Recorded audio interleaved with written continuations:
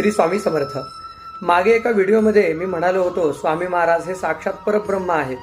तर त्या व्हिडिओमध्ये एक जणांची कमेंट अशी पाहायला मिळाली, ते म्हणाले स्वामी महाराज हे फक्त मनुष्य होते आणि ते होऊन गेले आहेत, भगवान विष्णू हे परब्रह्म आहेत। भगवान विष्णू परब्रह्म आहेतच, मग स्वामी महाराज कोण आहेत? तर म्हटलं आहे, मत्स्य कूर्म तू वराह शेषा वामन परशु राम महान, पंढरी विठ्ठल गिरिहर विष्णू रामकृष्ण तू श्री हनुमान, तूच भवानी काली अंबा गौरी दुर्गा शक्तिवरा, जय गुणवंता निज भगवंता स्वामी समर्था कृपा करा।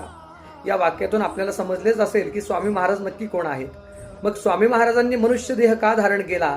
तर आपल्यासारख्या असंख्य जडजीवांचा उद्धार करण्यासाठी स्वामी महाराजांनी मनुष्य देह धारण केला। जरी स्वामी महाराजांनी मनुष्य देहाचा त्याग केला असेल तर स्वामी महाराज चराचरात आणि कणाकणात आजपर्यंत आहेत। म्हणून फक्त आपण श्रद्धा अशी ठेवावी की सर्वस्व स्वामी आहेत। श्री स्वामी समर्थ।